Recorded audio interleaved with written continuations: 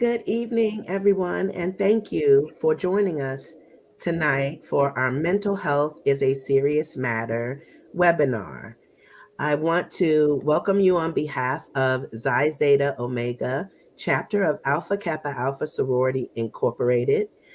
I'm greeting you on behalf of our leadership, our president, Courtney Coffey, who is unable to be with us tonight, and our vice president, Tracy Harrison, who's also our programs chair, both unable to be with us, but we thank them for their leadership and really sanctioning this wonderful opportunity to get information out about mental health.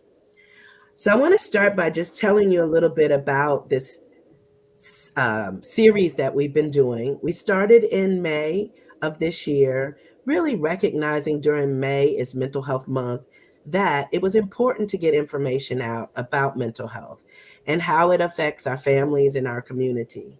And we started with really minding our mentals, really mental wellness. And Sora Eleanor was the one who graciously presented that one and did a fine job letting us know how important it is to really strive for mental wellness. In June, we actually talked a little bit about mental health 101. What are the conditions? What are the disorders? We wanted to make sure people knew what to look for, what things that they should be considering when they're worried about mental health for themselves and their loved ones. In July, we actually, or did I, yeah, July, we actually talked about burnout and how it can significantly impact your mental health and how to avoid it.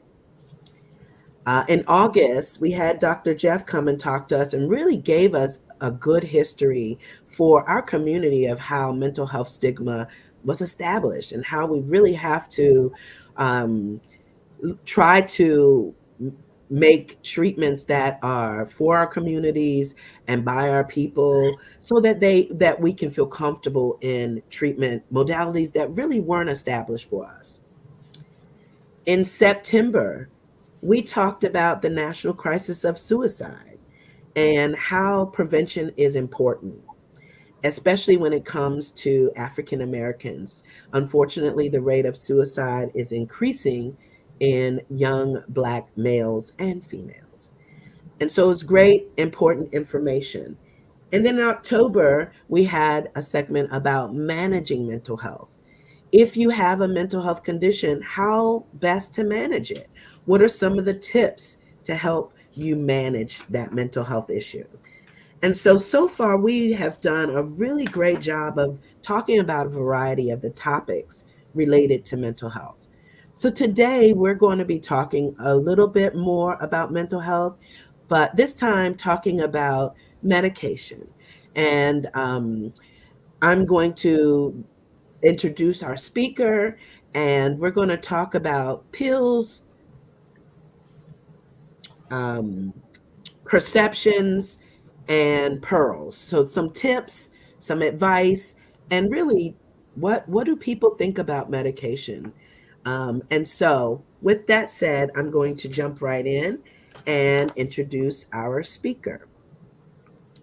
Leslie Goffney, PharmD, was initiated in Alpha Kappa Alpha chapter, Alpha Kappa Alpha sorority incorporated in 1986, 36 years ago. She's an active member of Xi Zeta Omega chapter in Washington, D.C., serving as the amenities chair. Leslie is also HBCU proud, holding both a baccalaureate degree from Hampton University and a doctorate degree from Howard University College of Pharmacy and Pharmaceutical Sciences. She's a clinical pharmacist.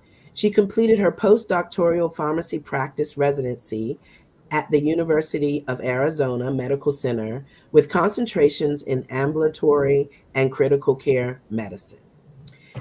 She performed complement-specific immunologic research at NIH and NIAID, has held multiple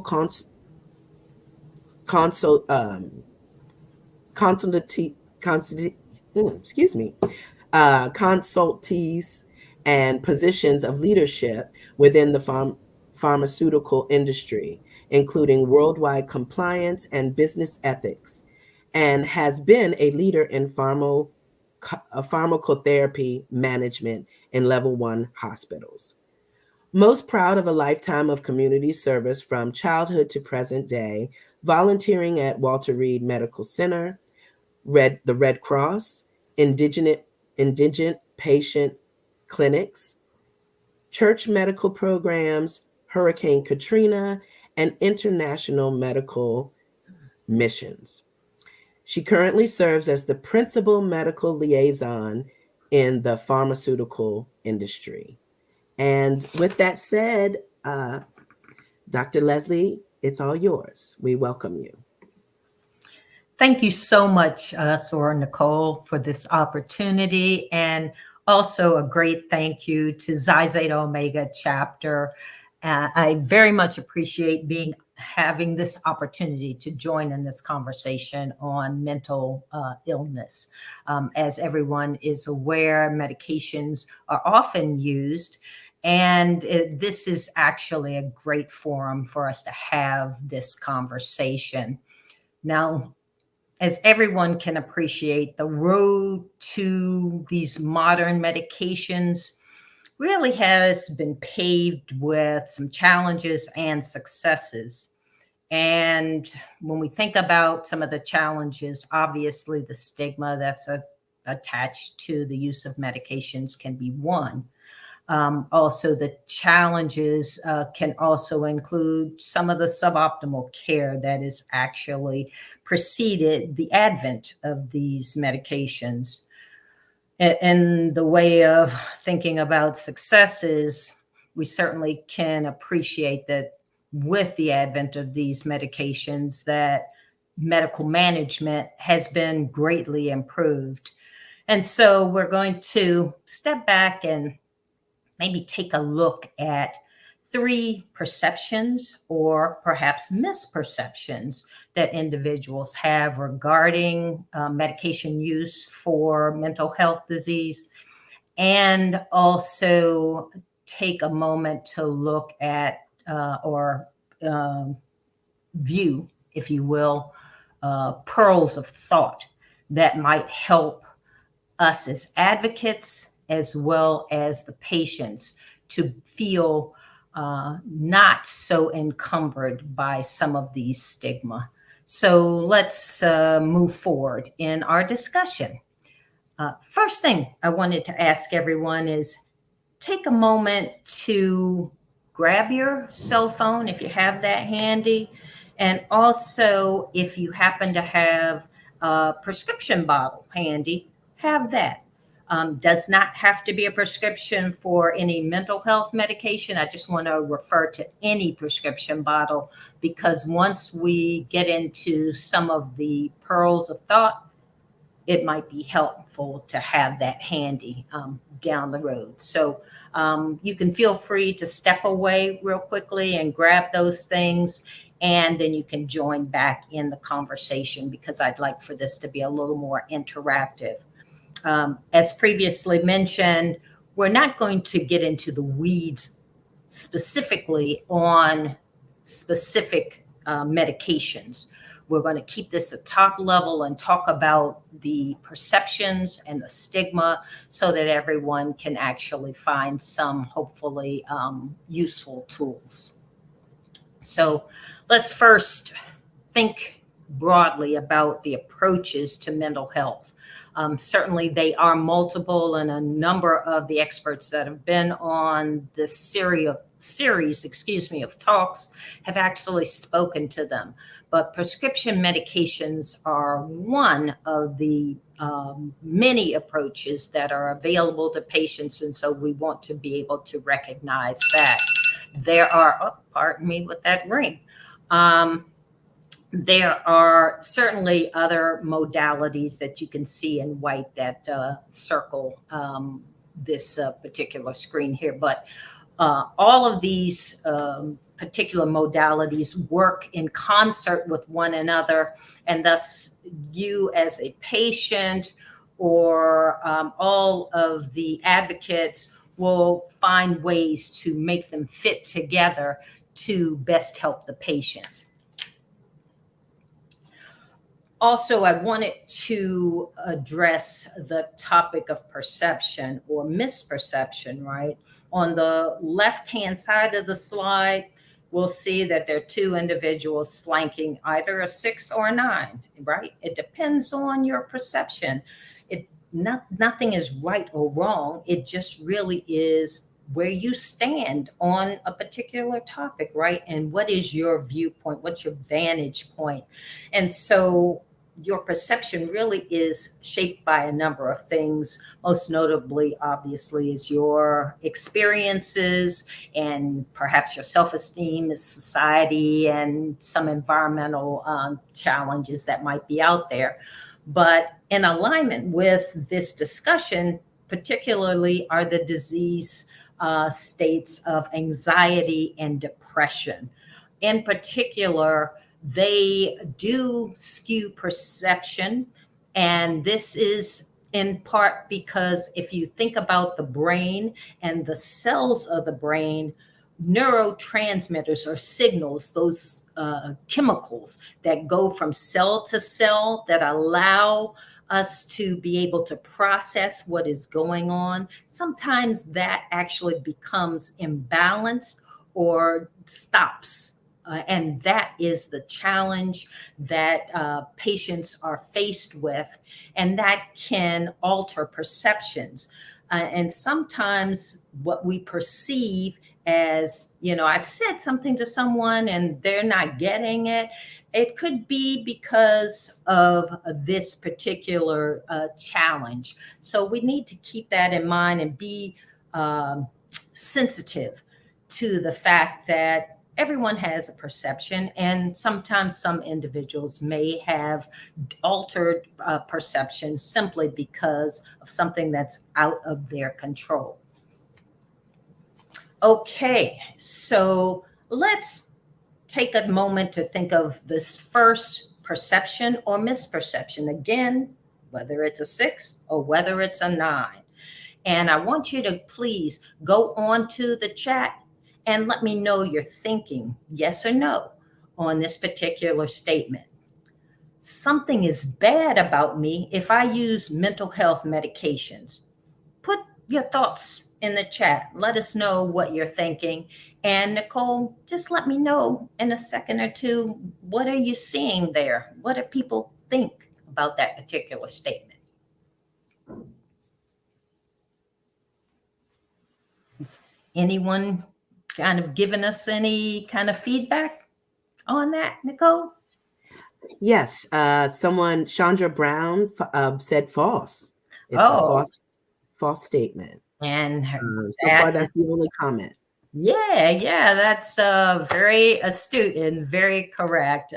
There's nothing bad about anyone, right? It's just a perception, right? There's no shame for anyone who is taking medication for any mental illness, right? Whatever is going to work for you will work for you. And this graphic on the left-hand side of the slide really does share that in total. A few more comments added, not at all, and another false. And then someone posted, good evening. I don't think it's a bad thing. I do think other measures can be taken before medication. Oh, great. Okay. That's great that everyone seems to be in concert with that.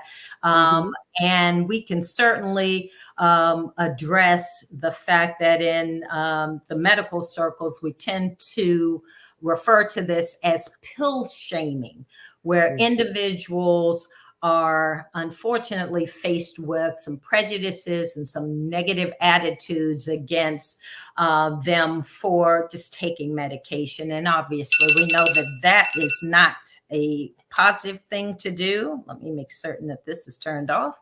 And we can certainly know that if we look at a few of the statistics, we see that over 44 million patients are actually have a mental illness. And this is interesting because despite the fact that this is a very robust number, we still see these negative attitudes that are placed upon the patients. And when we look at it in terms of African Americans or people of color who have a mental illness, we know that there are far greater numbers of whites who actually have this relative to people of color. And despite these very large numbers of patients, we do see that over 1 out of every 4 of these patients really do believe that individuals do not have any sympathy for what they are going through. And that's really a travesty. Up to approximately 16% of the adults are actually on some medication for mental health, and a fair number of them, 8 out of 10, actually feel that a medication has been effective for them. And so, to the extent that patients might have access to the medications, they have been deemed effective, which is great. But yet and still, there is some fear and some stigma around this use. And that has limited or actually encumbered the patient to the extent that they feel that they've had to just kind of step back and just decide, well, I could have taken it a little sooner, but I didn't know whether or not people would feel certain ways about me, whether their impressions are going to be about me. And that's really the basis of the stigma that people are challenged with. Again, looking at additional statistics, approximately 60% of patients who are on antidepressants really do not take these medications regularly, part and parcel because of stigma.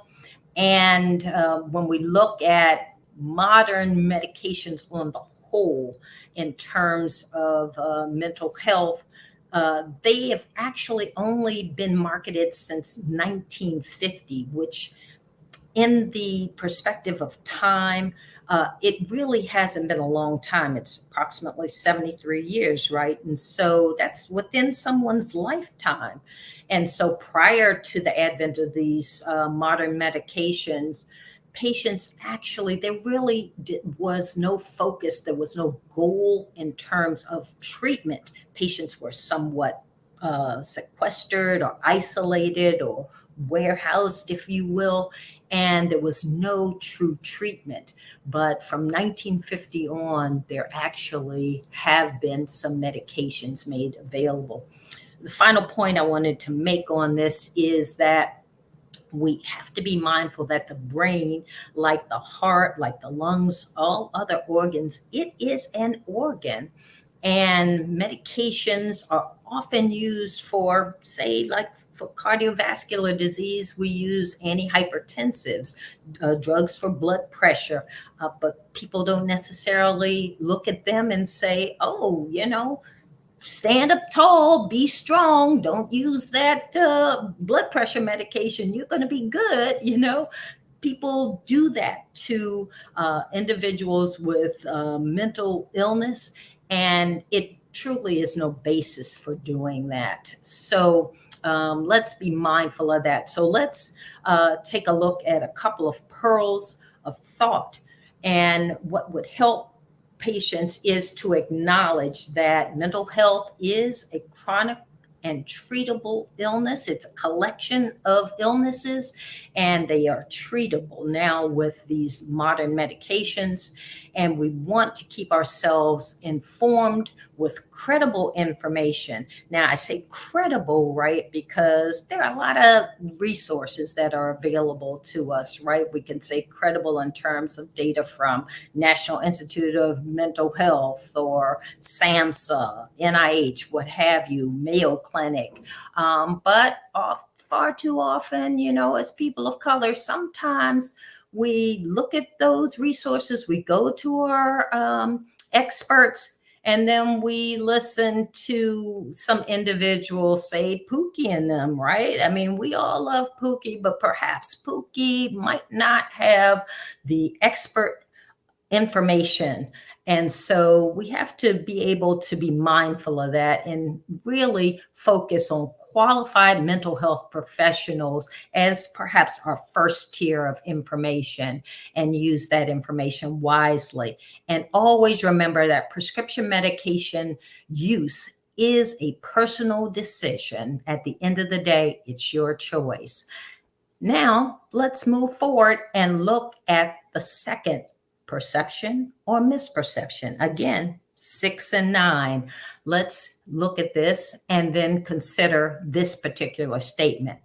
Mental health medication side effects can be worse than the symptoms.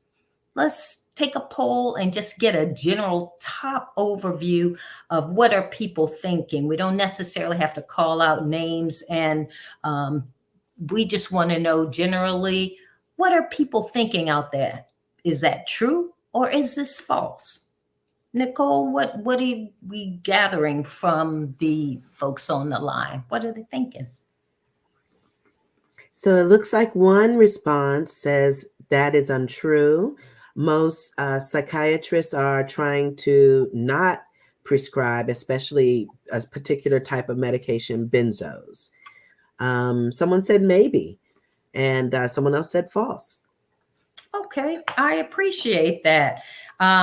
So let's kind of take a step into that. Now, I'll take a couple of those comments and perhaps, if I remember, kind of speak to that.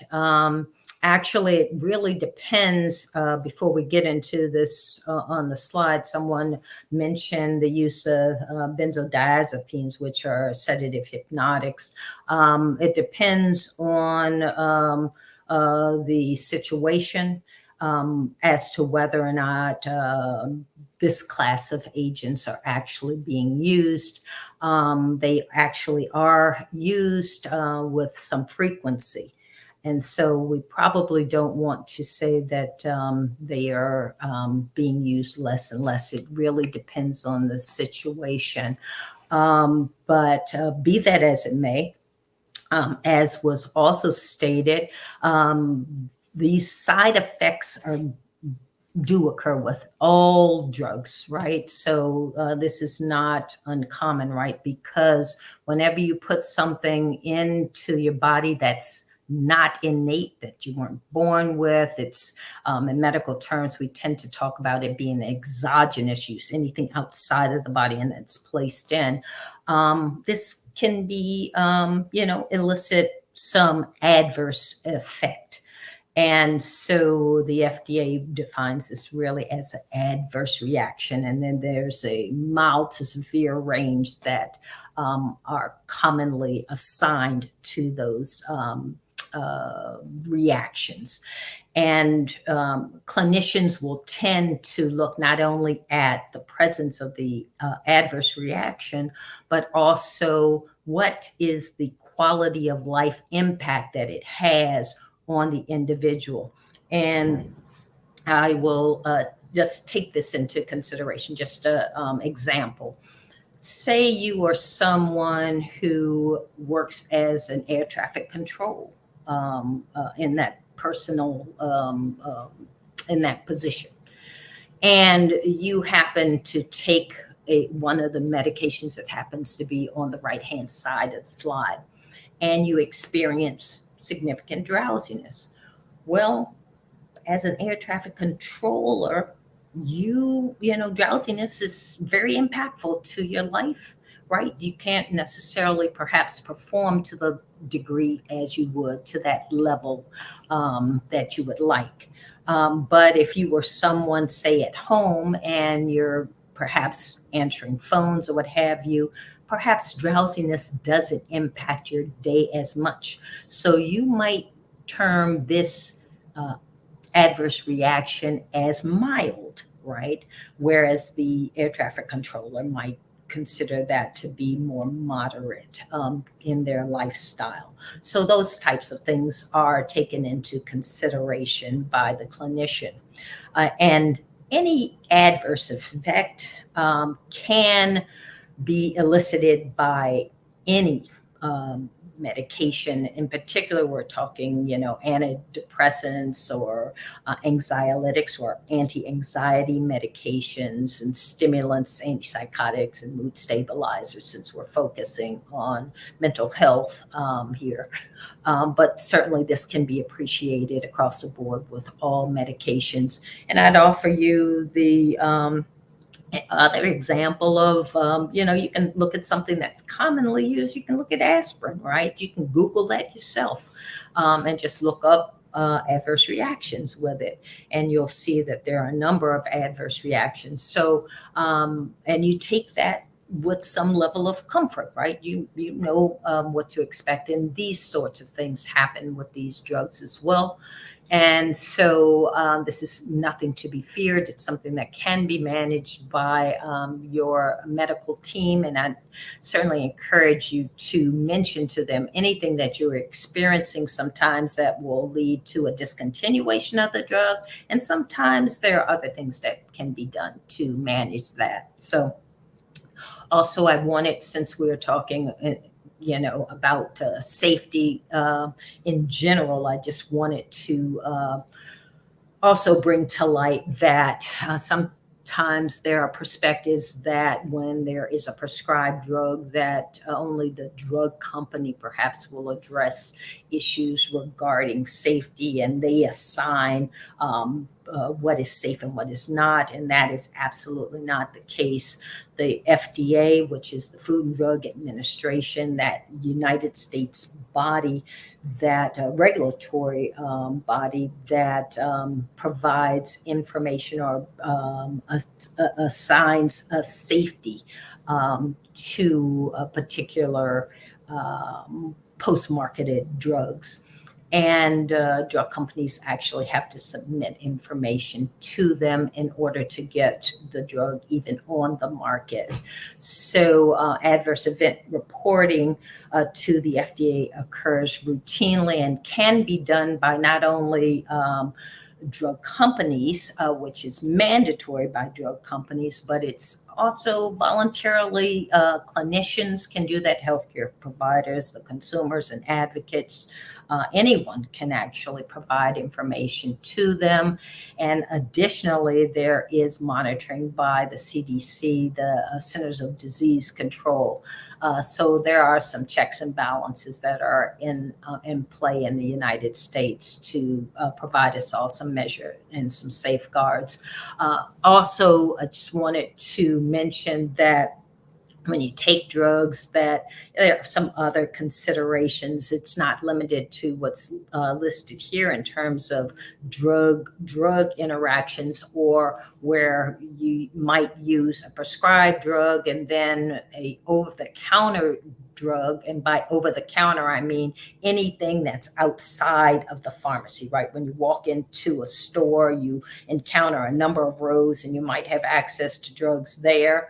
That would be called over-the-counter drugs, that which you can access without a pharmacist intervening at all. But anything on the other side where the pharmacy actually is, those are prescribed drugs.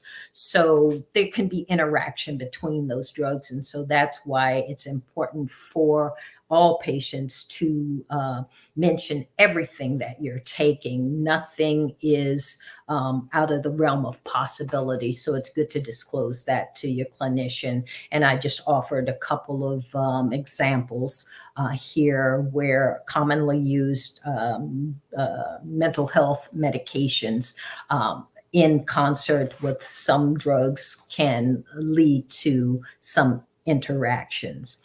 Also, some of health status and some behaviors that individuals might participate in, say alcohol use, things of that nature, can also impact the safety of the drugs. So just be mindful of that and share with your clinician, as I'm sure everyone will do.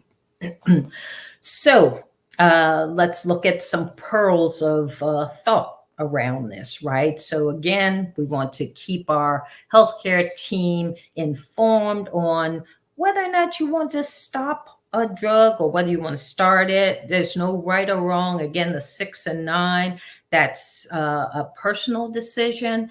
And it helps the healthcare team to plan for the care of the patient. So that's why it's just good to just let individuals know, because if you're not going to do something, they can plan around that. And if you want to start, they can plan around that too. You want to really look at that prescription bottle. If you have it in your hand and you see those red, yellow, green labels that are affixed to that, they're called auxiliary labels, and they actually provide additional instruction to you. So if they say don't take it with alcohol, stay out of the sun, things of that nature, those are important. They're not just suggestions, they really do help you. So really pay attention to those. We certainly have already addressed the point of the importance of engaging a licensed medical professional. And again, if you would like to report any safety issue that you deem, you don't have to assign any causality. That means you don't necessarily have to know whether or not the drug caused it or not. If you think it might have, you can report it yourself to the FDA. You can tell your physician, who has the option of reporting that to the FDA. So I just wanted to offer that number here, if indeed you would like to have that. Okay, so let's now move into another misperception. And I wanted to throw that out and see whether or not, what are folks thinking about mental health medication costs are affordable? What now? This is a controversy. Let's see what folks are thinking around this, Nicole. Let's see. Nothing so far, but some good comments. Someone added, you would be surprised at how many people don't even read auxiliary labels. Yeah. Okay, so someone said they're not affordable. Okay. I can agree on some level, but let's see whether or not some pearls that we have to offer for you might help things to be a little more affordable. Okay, so we're going to look at a couple of options here. Okay. The first is brand and generic medications. I just wanted to encourage you to consider or to share with all patients that generic medications actually are a good cost saving way for everyone. They generally are less expensive than the brand name drugs, and truly they have the same active ingredients, they have the same level of efficacy. They actually have to demonstrate that to be determined to be a generic of the brand. And they have to exhibit the same level of effectiveness and the strength. It's really the same. They may look different, but they actually do have to provide that clinical data in order to be determined as a generic. So I'd encourage you to consider a generic at all times. Now you have your phone handy, and this is one of the things I wanted you to do. There is a website. It's mat.org. It's a medication assistance tool. And PhRMA, which is the Pharmaceutical Research and Manufacturer Association, actually provide some assistance tool for individuals. It really is of no cost to you. It's absolutely free. And if individuals speak Spanish, and it may be in other languages as well, you can actually use this. So if you go to mat.org on your phone right now, you can plug in the names of several drugs, one drug, what have you. And this particular site actually not only can give you with some additional information that you'll plug in. They ask you things like your patient age, your insurance status, and the like.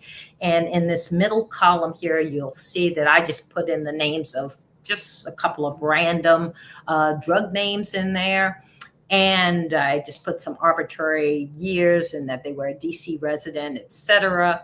And the results on the far right-hand side tells the individual that these particular programs are available and they might be useful to them in saving them additional money. Some of these programs are drug company sponsored programs, and then there are other programs such as a third party savings card, etc., that are available. So this is one concise area that you can look to that may prove helpful to some patients.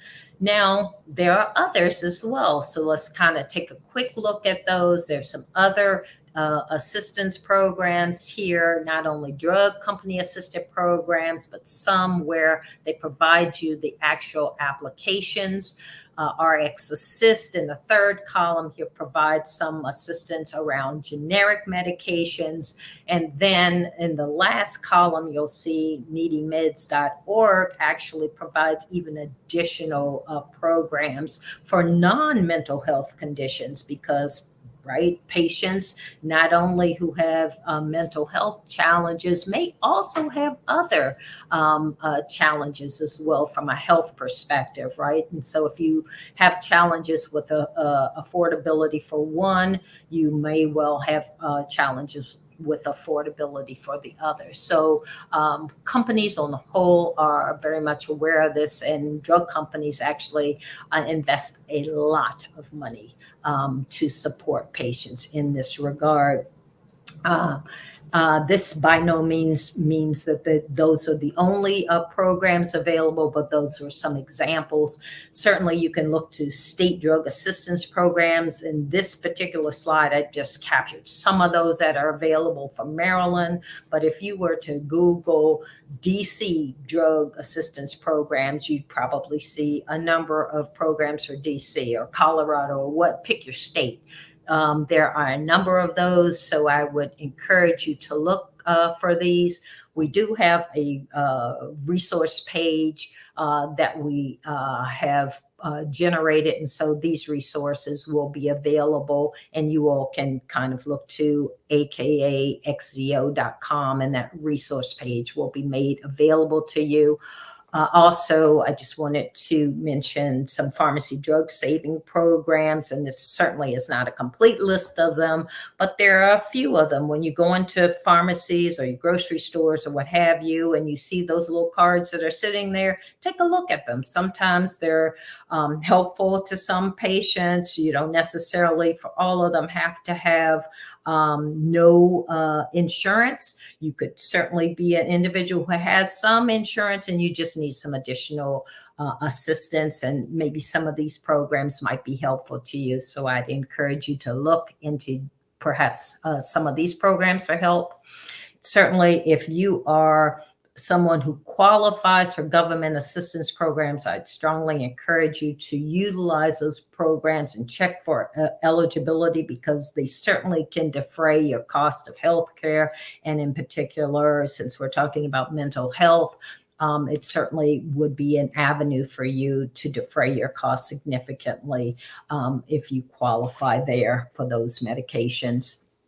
So the final pearls we wanted to offer is certainly asking your pharmacist about generic versus brand drugs. If you want to have that conversation, reach out to your pharmacist, not only in, your common drugstores, but if you happen to be in a hospital that's full of pharmacists, right? You can always do that, whether you're a patient or not. Pharmacists will always be willing to share that information. Doesn't cost you anything. And so I'd encourage that. Again, the resources that were offered are not a complete list, but do your research. It's always good to be able to do that to support anything that has been shared here tonight. You can always ask your provider for assistance programs. There are social workers sometimes might have that. The healthcare provider certainly has a number of them, because companies will often go to those providers and mention the availability of them. And certainly, if you are an advocate, a patient advocate, and there are applications for various programs to be filled out, you might want to help individuals to complete them. And in some cases, you might find, certainly with drug company supported programs, patients will be provided a year's worth of drug. So it's certainly worth looking into if you need some assistance. And the final pearl I wanted to offer is do not ever pay for medication assistance programs.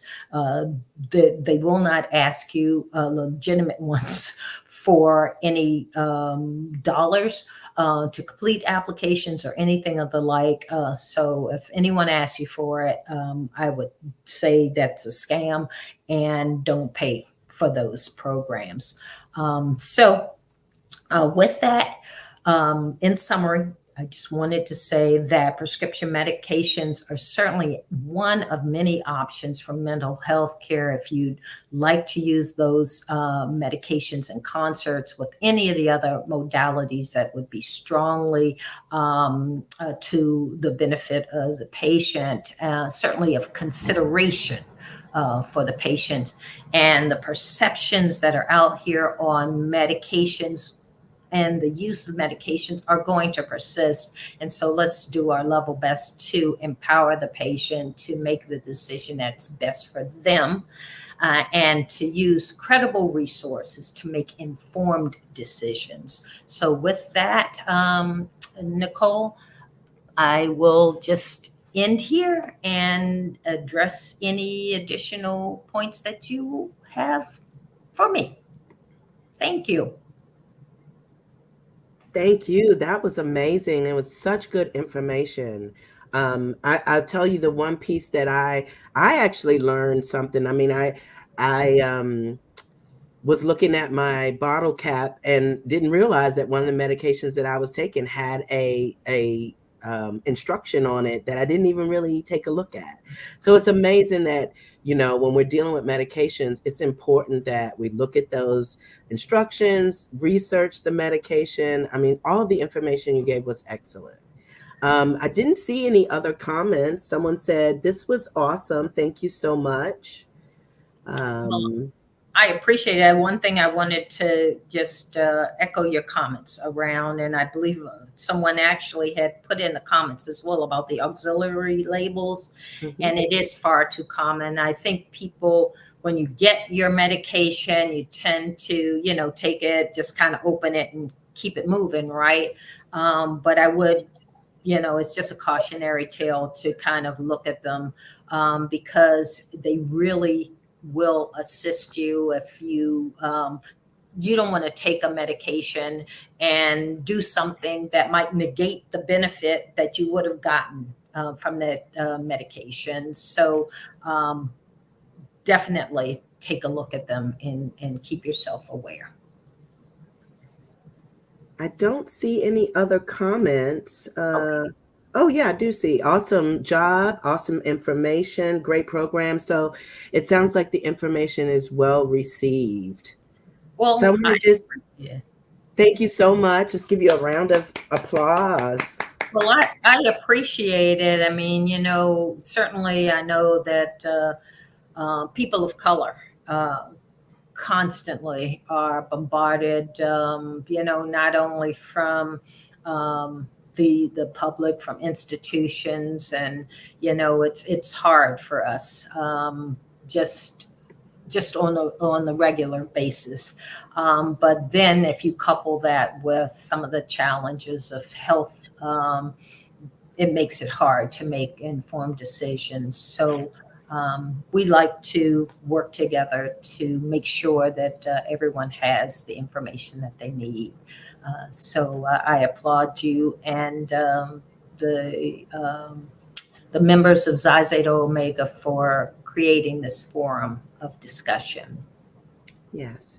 And thank you for being our speaker this evening. I want to just thank everyone for joining us. Again, this is the sixth segment of our Mental Health is a Serious Matter series. Next month is our seventh and final presentation. And we're going to be talking about self care and mindfulness. And, you know, it's ironic that it's December. It's self care is the greatest gift you can give yourself. And so we're going to talk about how to make sure to carve out time for yourself, to take care of yourself, and to be mindful of, you know, using mindfulness strategies in the process. It does help you build your resilience, protect your peace. And so I'm glad that we'll be talking about that. And so, with that said, I just want to thank everyone. I wish you all a happy holidays. The next time we will be joining you will be for our final segment of Mental Health is a Serious Matter, December 26th, the day after Christmas at 7 p.m. And we're going to talk about self care and mindfulness. So, have a wonderful evening. Thank you so much.